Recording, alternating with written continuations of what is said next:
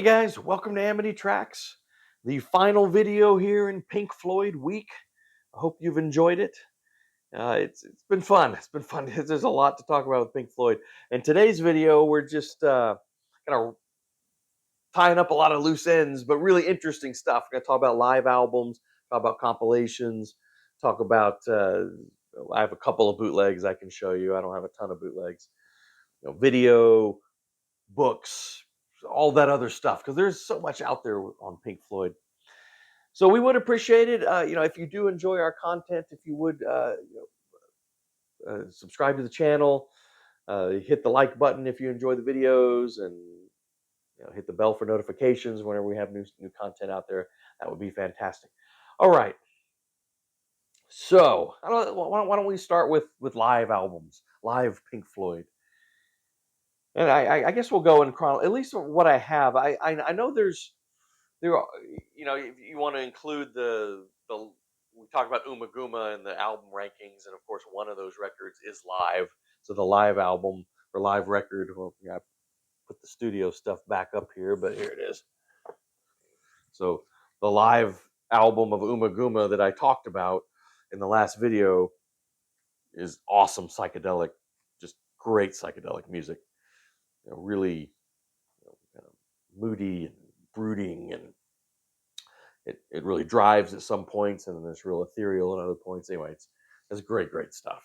The live album. I also talked about in the last video how the studio album is totally awful on Uma Guma.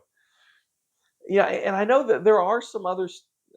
There's some other live stuff available of some of that earlier psychedelic stuff. I actually don't have some of that. So really kind of chronologically, the next live album I do have, and I showed this briefly in the last video, just in passing, is The Wall live 1980-81. So this is basically the band doing, the entire Wall album, live, because they played it was this whole show. I mean, one of the most ambitious tours, as far as the props, whereas they actually built the huge wall, every night as they were playing, and then had all the effects and all that, and then the wall, of course, comes crashing down in the finale. And I never saw one of those shows, but I mean, you look at there's some, yeah, there's some photos in the booklet in here, and I mean it's pretty amazing. I mentioned this just because I think I said it in the other video. You saw where I ranked The Wall, but I prefer this. Like if I want to listen to The Wall, I usually pull out this live version. I just think some of these live versions, these live versions of these songs have a little bit more punch to them. Just to me, I love the Run Like Hell on here. It's so great because Gilmore kind of extends that awesome, echo and delay or whatever he uses on his guitar, which to me is like sets Edge of U2 up for his whole career, right? but that is so cool because I love how Waters sort of plays with the audience in the intro to you know to Run Like Hell, because it's pretty well documented how Roger Waters kind of had this sort of disdain for the huge, especially the audiences and the huge stadiums and all that. It was where he's like yelling at the audience like, get up, clap your hands, are you enjoying yourself? And he's like sounds so angry. He's like, enjoy yourself. He's like berating the audience, and I don't know. It's just a great moment. It's a great moment on there. But yeah, Comfortably Numb is really strong on here. The Mother is gorgeous. I just think this is, to me, I like listening to this more than the actual studio version of The Wall. So the next live album I have from Pink Floyd is somewhat notorious, right? Delicate Sound of Thunder, which was the double live album that was released on the hugely, at least financially successful tour for A Momentary Lapse of Reason, in the late 80s. I've got a weak I got a weak spot for this album. I know it's just sort of playing the hits, and they don't really do a whole lot different with it. And, I guess you call it a cash grab, but yeah, along with Momentary Lapse of Reason and this, I think this is one of the first Pink Floyd albums I ever bought. That's kind of when I got on board in the '80s. And so, for whatever, this was, and I'm gonna be honest with you. Some of these, like the "Wish You Were Here" on here, is great. I think the "Comfortably Numb" on here is really strong. I like the "On the Turning Away" and "Learning to Fly." Those, and yet another movie. I mean, those great songs from from Momentary Lapse, I think, are great on here too.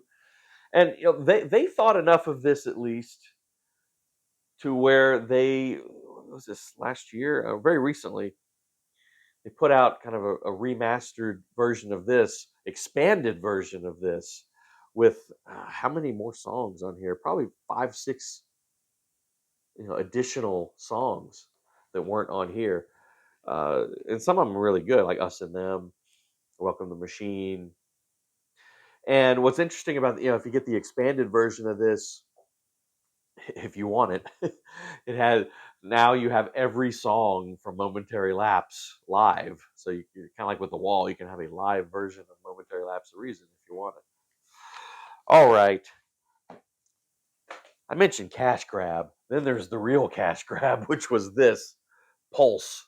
I only have this on CD or a later version of it, but I don't know. Famously, if you remember this, this came out with like a little red light in there that pulsed. Kind of a waste, but my version doesn't have the red light. But yeah, so they released a live album for Momentary Lapse, and then this is from the Division Bell tour, where they do, and then they do Dark Side of the Moon from start to finish live. So you got that if you want, although not from the Prime era. Obviously, this is from the '90s version of Pink Floyd. I like hardly ever pull this down. Sometimes I actually do listen to Delicate Sound of Thunder. I never really listen to that. What's next? So that's the live stuff. We can talk compilations real quick. Now, if you watched, well, actually, no, let me get to that. Let me first talk about Relics. This is an essential comp here, Relics. And the album art, if I remember right, I think, yeah, Nick Mason, drummer for Pink Floyd, actually did the album art, which is kind of cool. But, you know, it seems like almost like half of the British musicians who came out of that era went to art school right before they became musicians. But this is when did this come out originally? 1971. So this is actually really important because this was the first place on a full length album you could get some of those great singles that didn't appear on some of the earlier albums, including the essential Arnold Lane and See Emily Play. Right, those just brilliant Syd Barrett era psychedelic singles. And then you got some album tracks, and then you have some interesting B sides. Like "Careful with That Axe, Eugene," the studio version of that, the B side. It's just it plays really well, actually, and it's kind of a great record of that era. Now, I don't know if you watched recently. I put up a video that I had a lot of fun making on my top 11 compilations, and I featured this comp just coincidentally on that video, Echoes. So if you watch that, I don't need to go into it too much, but it's 4 records. It's on 2 CDs if you get the CD version.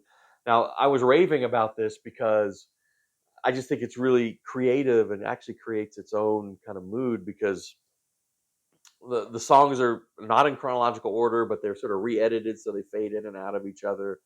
I told you in that video, the real highlight here is they edit together the 2 parts of "Shine On You Crazy Diamond," into one piece, and it takes up a whole side of one of these records. That's a real treat to have. So I think this is a fantastic comp.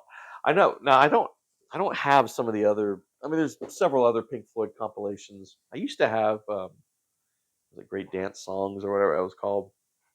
Sold that a long time ago. Um, was it One Foot in the Door? think that's a decent compilation, maybe as an introduction. But you know, Pink Floyd's such an albums. You know, you want the albums. So as far as bootlegs go, there are a ton of great bootlegs out there. I only have two, so I'll just show you the two I have, and both of them are really from the same sessions. I have this. This is sort of Syd Barrett era, right? So it's the complete BBC sessions, 1967, 68. And then I have this Flowers and Vegetables, which is kind of the same era, same time period. I'll just hold this one up. But this has some essential stuff on there. Really, the reason I bought this is I really, really wanted two tracks that are on here: "Scream Thy Last Scream" and "Vegetable Man." And those two were some of the last singles that they did with Syd Barrett. For some reason, even on releases like this, which is the early singles, which is fantastic also. Like those two songs aren't on here, or those two songs that are here aren't on here, which is why I had to go find some bootlegs with it. "Scream Thy Last Scream" especially is just way out there. So cool with the shifting time and all of that. For some reason, Gilmore and mainly Roger Waters, I think, just associated some real bad times with those two songs. Those really when Syd Barrett was kind of going off over the edge, and so they just won't release those two songs officially, but you can find them. And anyway, this is good. This, there's a lot of kind of psychedelic noodling on here, but it's enjoyable psychedelic noodling. And of course, those two songs are on there. This is good because this it says Arnold Lane, Candy in a Currant Bun, See Emily Play, Scarecrow, Apples and Oranges, Paint Box. It Would Be So Nice, Julia Dream, Point Me at the Sky, Careful with That Axe, Eugene. So a lot of these songs on this collection, which was official, early singles, has some of those really important kind of psychedelic era singles and some B-sides too. As far as solo material from these guys, I have a handful of Roger Waters stuff. I've got a couple, David Gilmour's earlier solo release, like About Face and stuff like that. I got it all on CD. These guys apart from each other, I'm not that. I just don't find it that interesting. Now, Syd Barrett did put out two pretty kind of notorious but really beloved records kind of early on before he totally disappeared for decades. I have one of them on vinyl here, The Madcap Laughs. I think the other one's just called Barrett, if I remember. But yeah, I mean, do I think this is as great as its sort of cult reputation? Not quite, but it's very interesting. And it's kind of famously produced by David Gilmour and Roger Waters because they were kind of helping out Syd as much. They always really tried to help Syd, which even in his hermit decades where he really didn't go out at all. One of the few things that David Gilmour and Roger Waters could agree on is they wanted to make sure that the royalties kept going into Syd Barrett to just sort of so he could live comfortably, for the rest of his life, and he did. And I think it's a credit to those two guys. They really one of the few things they did agree on.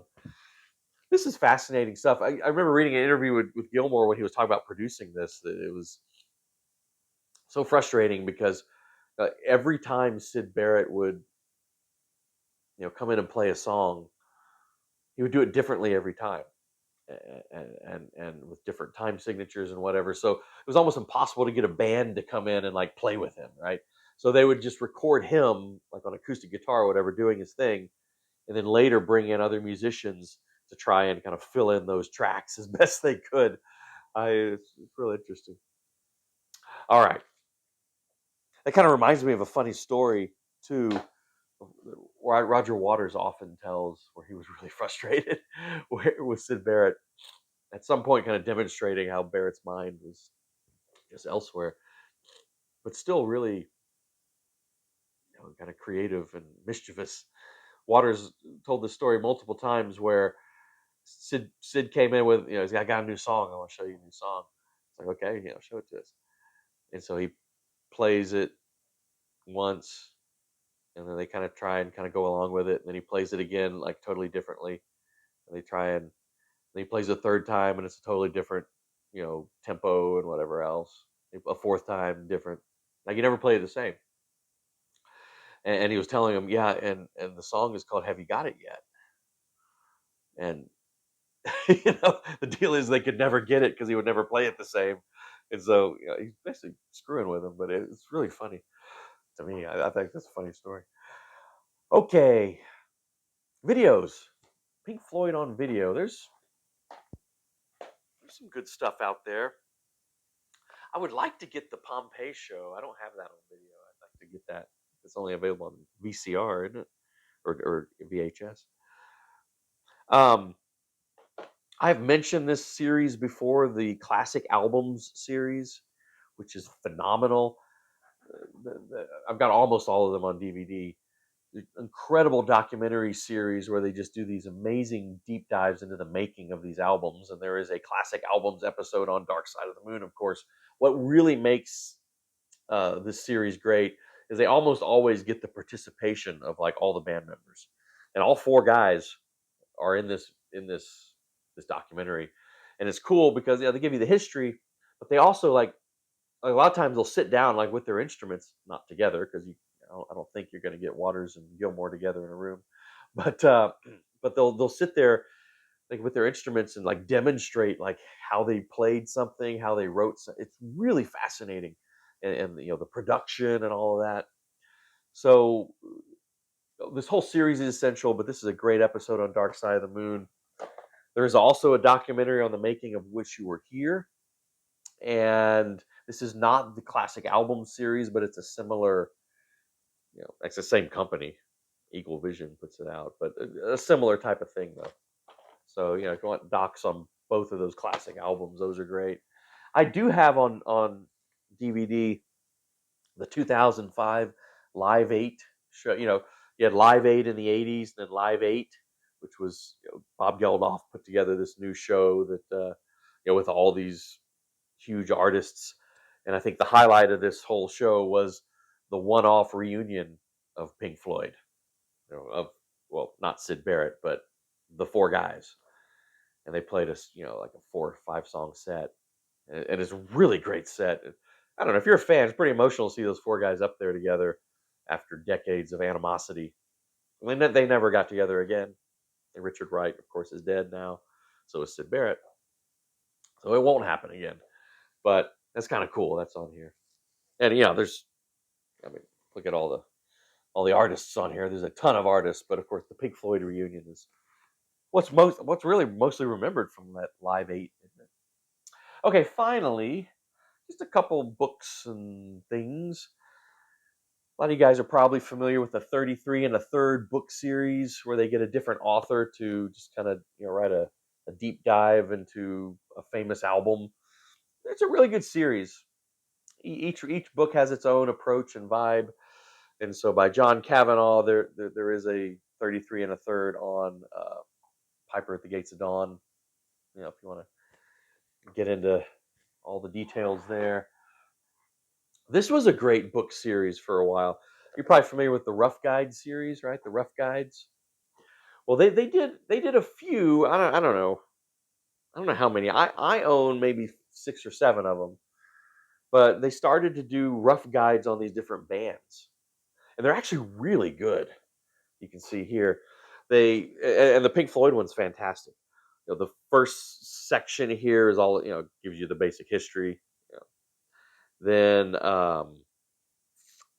then it kind of goes into each album, gives a little review, and talks about the making of the albums, and then there's all kinds of other interesting talk about solo stuff, and just all kinds of stuff. If you love Pink Floyd, or these, I've got one on Led Zeppelin, I got Bob Dylan, I got the Stones, I got the Beatles, got one on Hendrix.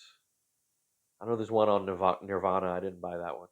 I'm not a huge Nirvana fan, but I don't remember any of the other ones. But yeah, this is a fantastic book. And what's kind of cool with the Rough Guys, kind of like with the 33 and the third, they get a different author for each one, and each author has really their own distinct voice. And what's kind of cool is that it's not all just fawning and love fest. Like sometimes in each of these books, sometimes the author is pretty critical about certain albums and stuff, which makes it a more interesting read. I know everyone loves to bash Rolling Stone magazine, but you see these in the checkout, right? They put out these sort of band focused, collector's edition, But here's one on Pink Floyd, which is actually really good because it collects a lot of the articles over the decades that were Pink Floyd focused, kind of in one place, so you can kind of read those interesting articles. There's a pretty lengthy and good, overview article about the whole band's history here. Um, they reproduced the article that appeared in the issue when after Sid Barrett died, kind of his looking back at Sid Barrett, which is just a really good read. And what else? Yeah, and the same deal. They kind of get into the dispute between Roger Waters and the other guys. And there's old interviews with Waters. There's an old interview with Gilmore in here, and then they go through and you know re-review all the albums. You've seen these. They have them for a lot of different bands, but the Pink Floyd one's good. All right, yeah, I think that's it. So, like I said, this last video here is just kind of wrapping up the Pink Floyd stuff. Okay, so looking at next week. Well, it is time for another year. So I think we're at 1975. So next week we'll definitely do a video, or 1975 video. It's been a couple weeks, and people seem to really like those. I don't know, and I've got a couple other ideas for the other video next week, but we'll see what happens. All right, guys. Try to imagine the calendar in my head when this is coming out. Maybe Christmas. Anyway, Merry Christmas yeah. Yeah, I think so. Merry Christmas if this is the last video before Christmas. But anyway, we'll see you next week anyway. We're gonna be on our regular schedule. But yeah, 1975, probably next Tuesday, and then I don't know, something else on Thursday. All right. Thanks guys. We'll see you.